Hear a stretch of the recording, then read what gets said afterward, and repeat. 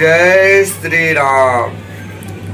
आप सभी देशवासियों को होली पर्व की बहुत सारी शुभकामनाएं एवं बधाई अर्पित करता हूँ। आज आप लोगों के समक्ष होली से जुड़े हुए बहुत तथ्यों के बारे में बतलाने का प्रयास करूँगा। पहले बात करते हैं कि पूजन विधि किस प्रकार किया जाता है होली पर्व पे।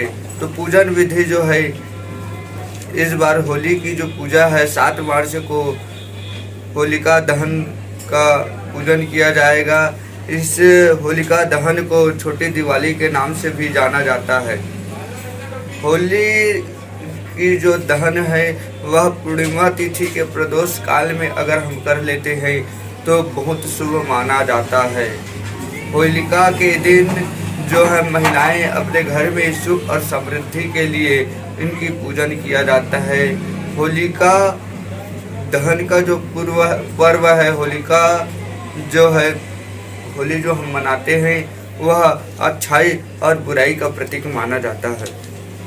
इसलिए पूरे देश भर में होलिका पर्व को इस रूप में मनाया जाता है। खुशियों का त्यौहार जो है आने वाला है। इस बार जो है 7 मार्च को होली का दहन पर्व मनाया जाएगा। उसके अगले दिन जो है 8 मार्च को रंग वाली होली पूरे देश में खेला जाएगा।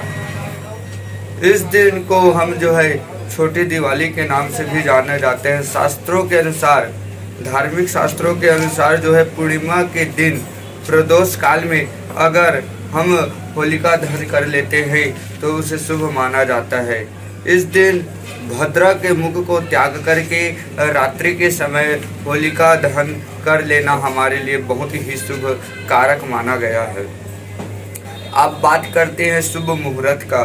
तो होलिका दहन 7 मार्च को रात्रि के समय किया जाएगा और 8 मार्च को पूरे देश में होली रंग पूरे प्रदेश काल में खेला जाएगा। और पूर्णिमा तिथि प्रारंभ हो रही है 6 तारीख को जो है शाम 4:17 से अगले दिन 7 मार्च को 6:09 की जो है पूर्णिमा तिथि समाप्त होने का संदेश मिल रहा है। होलिका दहन जो है 7 मार्च को रात्रिकालीन शाम को 6:24 से रात्रि 8:51 तक इसके अंदर में होलिका दहन कर लेना हमारे लिए बहुत ही शुभ कारक माना जाएगा। भद्रा काल का जो समय है वह 6 मार्च को 4:48 से प्रारंभ हो जाएगा, जो 7 तारीख को सुबह 5:14 से पर समाप्त हो जाएंगे। आगे हम बात करते हैं होलिका दहन की जो पूजा पद्धति है उसको कैसे किया जाए। तो होलिका दहन के दिन जो है उसको छोटी दिवाली के नाम से जाना जाता है। होलिका दहन के समय सबसे पहले जल अर्पण करें। जल अर्पण करने के बाद शुभ मुहूर्त देख करके अपने घर के जो बड़े बुजुर्ग सदस्य हैं उनके द्वारा अग्नि प्रज्वलित करवा ले। होलिका माता में अग्नि प्रज्वलित कराने के बाद फसल की जो होती है उसको सेकाई कर लेना चाहिए। अगर हो सके तो अगले दिन जो है उस फसल को पूरे परिवार के साथ बैठ कर के उसको खा लेना चाहिए। अगर इस उपाय को होलिका दहन के दिन जो भी व्यक्ति करता है उसके जीवन में निराशा दुख का जो साया है पूरे हट जाता है और साथ ही साथ हमेशा के लिए वह रोगों से मुक्त और स्वस्थ खुशहाल जीवन पूरे जीवन वह जो जीता है। अब बात करते हैं कि जब हम होलिका दहन करें तो उसके लिए पूजन सामग्री में क्या क्या होना चाहिए। अगर यह सामान नहीं होगा तो पूजन अधूरी मानी जाती है। तो बिना सामग्री का हमें पूजन नहीं करना चाहिए। तो इसके लिए एक कटोरी में जल होना चाहिए, गोबर के उपलों का बना हुआ माला होना चाहिए और रोली, अक्षत, फूल, मिठाई, कलेवा, हल्दी का गांठ और मूंग दाल, बतासा, गुलाल, नारियल का गोला और अनाज साबुत होना चाहिए इत्यादि सामग्री के साथ पूजन करें तो हमारा जो होली पर्व है बहुत शुभ माना जाएगा। आगे हम बात करते हैं कि होली पर्व का महत्व क्या होता है?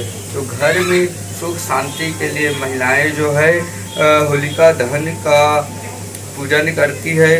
होलिका दहन के समय काफ़ी समय से छोटे छोटे लकड़ियों का इकट्ठा करना हम प्रारंभ कर देते हैं और उस लकड़ी को एक जगह इकट्ठा करके रखते हैं, और जब होलिका दहन का समय आता है तो उसको आग लगा दिया जाता है। होलिका दहन इसलिए मनाया जाता है क्योंकि यह अच्छाई और बुराई का प्रतीक माना जाता है। अब हम बात करते हैं इसके महत्व का। तो होलिका दहन क्यों मनाया जाता है? तो कहते हैं कि प्रहलाद जो है भगवान कृष्ण के अलावा किसी का नाम नहीं लेता था।